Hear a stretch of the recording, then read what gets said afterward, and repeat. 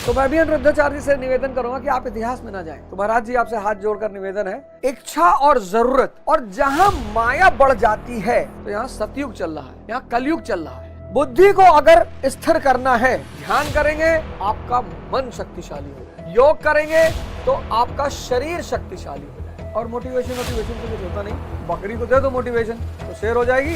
DM अपने office में बैठा है, बाहर 50 पुलिस वाले, 25 चपरासी, पूरा शहर हाथ जोड़े खड़ा है। डीएम साहब पान खा रहे हैं। 31 दिसंबर को कसम खाए थे, तपस्या नहीं करोगे जिंदगी मजदूरी कराएगी। तो 3 चीज अपने जीवन में जोड़ लो, साधना, शक्ति, संकल्प। भारत में जब किताब पैर पे टच होती है तो उसे मत्थे पे लगाने का प्रावधान है और एक टारगेट सेट कर लो कि अगले 5 साल में ये करना है। जिस चीज से तुम्हें प्रेम हो जाएगा, इसलिए किसी भी क्षेत्र में जीतना चाहते हो, इच्छा और जरूरत इस दो पे आदमी जीता है। इच्छा और जरूरत इस दो पे आदमी जीता है।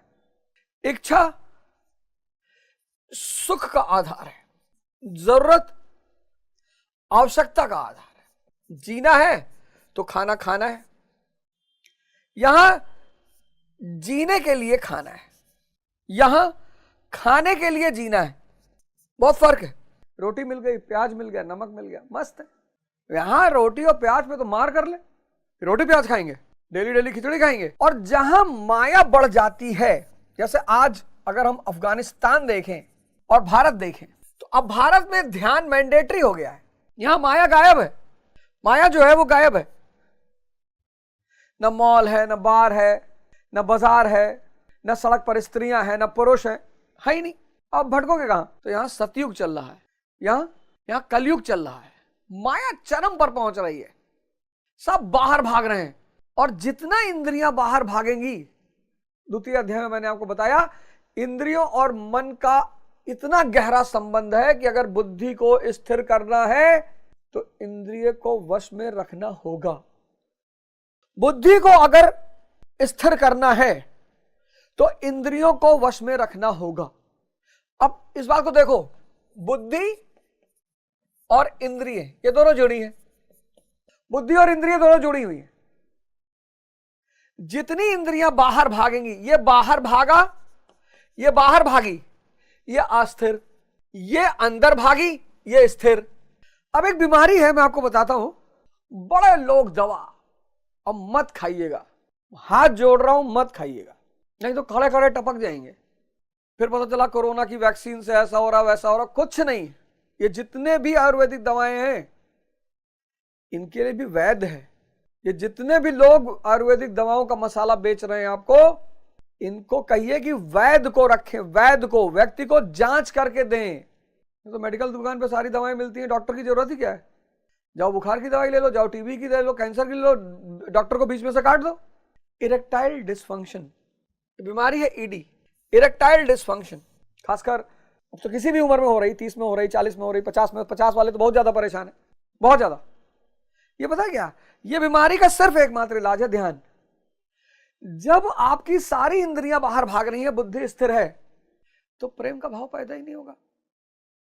आप कनेक्ट करके देखो ना, सारी इंद्रियां आपकी 24 घंटा बाहर भाग रही हैं, बाहर में भाग रही, मॉल में भाग रही, शराब में भाग रही है, बाजार में भाग रही है, स्त्री में भाग रही, पुरुष में भाग रही है, और बुद्धि अस्थिर हो गई।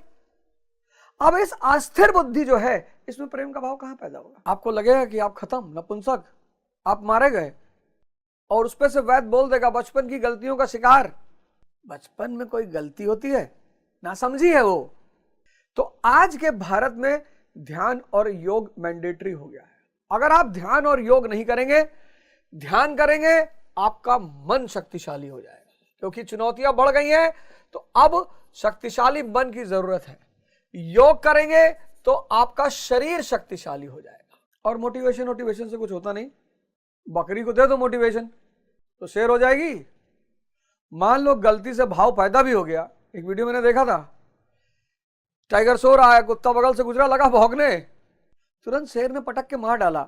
बकरी मोटिवेशन से शेर नहीं हो सकती। आज के इस माया के दौर में अगर आप चाहते हो कि आपका जीवन खुशहाल हो जाए, उसकी मैं गारंटी लेता हूं। मैंने एक प्रोग्राम भी शुरू किया सुबह 5 बजे, एक्स्ट्रा ऑर्डिनरी। प्रोग्राम का नाम है एक्स्ट्रा ऑर्डिनरी।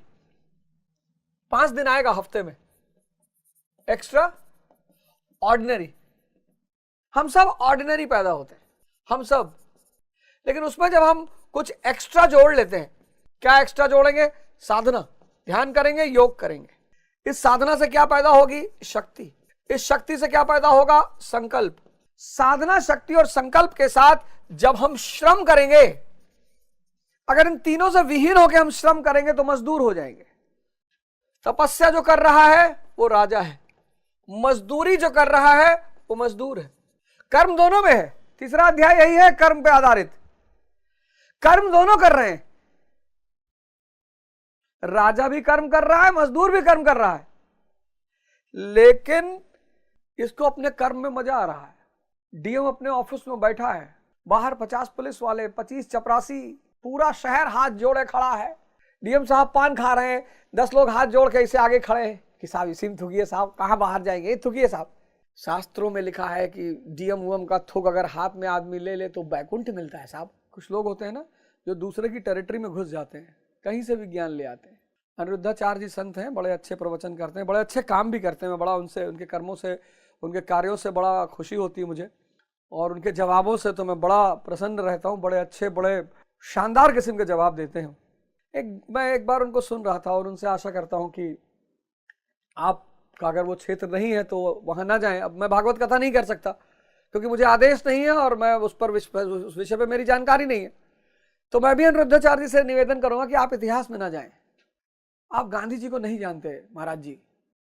किसी प्रोग्राम में बता रहे थे कि पाकिस्तान जो बटा और पाकिस्तान से जो लोग डेड बॉडियां भारत आई वो गांधी जी की जिम्मेदारी थी। तो महाराज जी आपसे हाथ जोड़कर निवेदन है कि आप कृपया करके इतिहास में ना जाएं, आपका क्षेत्र नहीं है, आपको नहीं पता। एक आपसे सादर निवेदन है कि आप ना करें, वो आपका क्षेत्र है ही नहीं महाराज जी। अभाव और किसी भी क्षेत्र में अधूरी जानकारी में जब आप जाएंगे तो दिक्कत पैदा करेगा वो। तो कृपया करके ना करें। मैंने कहा ना, मैं भागवत में नहीं बोल सकता, मुझे नहीं है जानकारी, नहीं है ज्ञान उस संबंध में। तो बस कर्म दोनों कर रहे हैं, ये दोनों कर्म कर रहे हैं।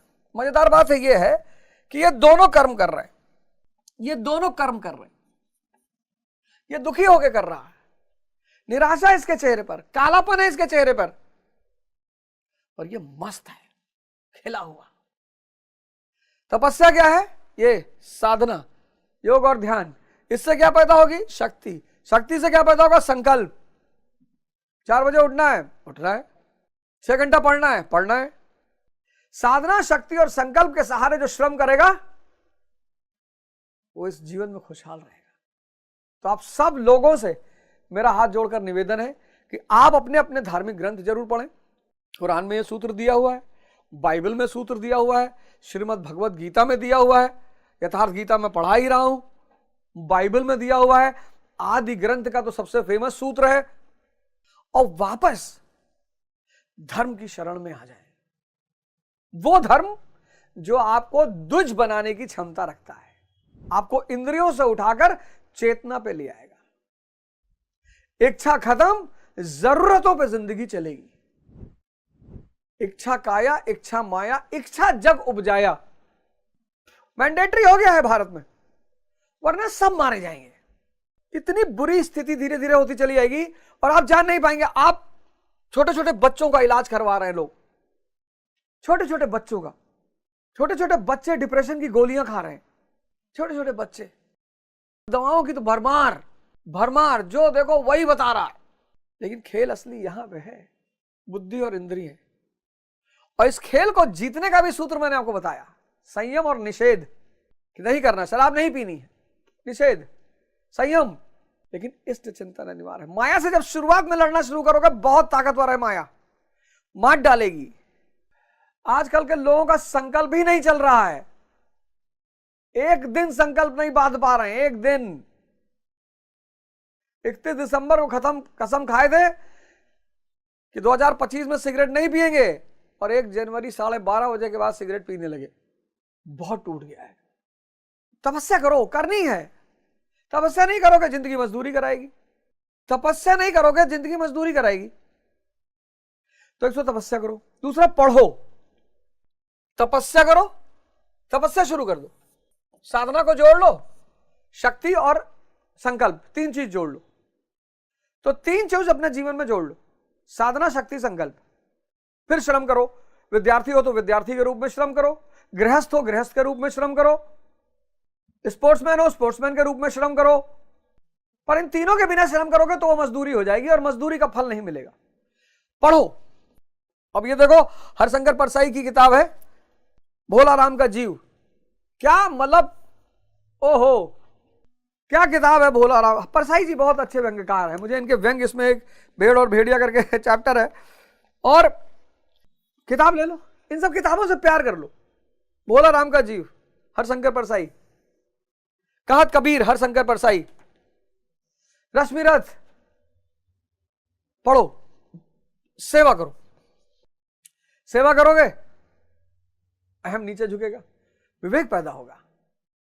पढ़ोगे बुद्धि प्रखर होगी, तपस्या करोगे संतुष्टि मिलनी शुरू हो जाएगी। सेवा घर में करो, 24 घंटे में 1 घंटा, 1 घंटा गुरुद्वारे चले आओ, पोछा लगाओ, मंदिर चले आओ, पोछा लगाओ, मस्जिद चले आओ, पोछा लगाओ, 1 घंटा। तो जो 4 घंटे ईरानी कैफे पे बैठे हो कोरेगांव पार्क में, हाँ वही पूना, 1 घंटा, 1 घंटा सेवा को दो। घर में बुजुर्ग हैं तब तो निश्चित तौर पे। फिर चमत्कार देखना, ये जो काम मैं आपको बता रहा हूं ना, इसको करने के बाद आप चमत्कार देखना। आप 1 महीना करके देखो, फिर आप चमत्कार देखना। तपस्या, साधना शक्ति संकल्प के साथ श्रम करो, सेवा, पढ़ो बुद्धि की प्रखरता के लिए। इसीलिए भारत में जब किताब पैर पे टच हो जाती है, भारत में जब किताब पैर पे टच होती है तो उसे मत्थे पे लगाने का प्रावधान है। क्यों? क्योंकि किताब बुद्धि को प्रखर, नए डायमेंशंस, नए पर्सपेक्टिव, न जाने क्या क्या दिखाती है बुद्धि। एक आदमी फांसी लगा रहा था तो उसकी औरत आई, देख ली, कहीं क्या कर रहे हो? कहीं फांसी लगा रहा हो, तंग आ गया हूं तुमसे, इतना खर्चा करा रही हो, इतना पैसा मेरा लुटवा रहे हो, मैं तुमसे तंग आ गया हूं, तुम बहुत खर्चा, लिपस्टिक, बिंदी, कपड़ा, सूट, ब्यूटी पार्लर, अब नहीं सहा जा रहा, अब मैं जा रहा हूं फांसी लगाने। वो रोने लगी चिल्ला चिल्ला के। अरे बोली मर रहे हो तो एक व्हाइट रंग का सूट दिलवा दो, नहीं तो तुम्हारे तेरे ही पे पहनूंगी क्या। अगर बुद्धि ऐसी रह गई तो बहुत परेशान करेगी। तो तपस्या शुरू कर दो, पढ़ो, सेवा, और एक बड़ा अच्छा सा गोल बना लो। जो भी श्रम कर रहे हो, विद्यार्थी हो, स्पोर्ट्समैन हो, तपस्या बना लो उसको, उसमें साधना शक्ति संकल्प को जोड़ दो। 1 घंटा पढ़ो, स्पोर्ट्समैन हो तो भी 1 घंटा पढ़ो। किताब बताया मैंने भोला राम का जीव, हर महीने एक जीवनी ले आओ, जीवनी पढ़ो और ऐसे 3-4 पेज पढ़े पढ़ो।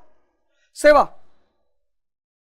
सेवा को अपने जीवन का हिस्सा बनाओ और एक टारगेट सेट कर लो कि अगले 5 साल में यह करना है, बिजनेस करना है, नौकरी करनी है, अपना व्यवसाय करना है, खेती करनी है, और 6 महीने मुझे दे दो, देखो तुम्हारा जीवन परिवर्तित हो जाएगा। सिर्फ 6 महीने, मात्र 6 महीने। अब अक्सर लोग समझते हैं कि युद्ध, बाहर युद्ध की बात हो रही है, अंदर ये कौरव कौन है? मन और इंद्रियों की गैंग कौरव, और पांडव चेतना की गैंग। और ये कौरव पांडव की लड़ाई अंदर, कुरुक्षेत्र ये शरीर है, धर्म युद्ध, क्रूसेड, जिहाद। पाकिस्तानियों ने गेम खेल दिया, पहलगाम में घटना करवाया पाकिस्तानियों ने कि वक्फ बिल पास हुआ है, हिंदू मुसलमान के बीच भारत में तनाव है, और इसी बीच में हिंदू का नाम पूछ पूछ के मार दो, बस भारत में हिंदू मुसलमान तनाव में आ जाएं, और जब घर में ही फूट पैदा हो जाएगी तो उसको जीतना बड़ा आसान हो जाएगा। विभीषण निकाल लो, रावण खत्म, विभीषण निकाल लो, रावण खत्म।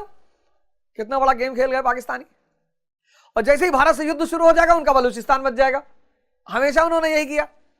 एक महात्मा जी अपना बोझा ओझा लिए पहाड़ पे चढ़ रहे थे, कुटिया की तरफ जा रहे थे। एक लड़की भी अपने भाई को कंधे पे बैठाए अपने घर की तरफ पहाड़ की चोटी पे जा रही थी।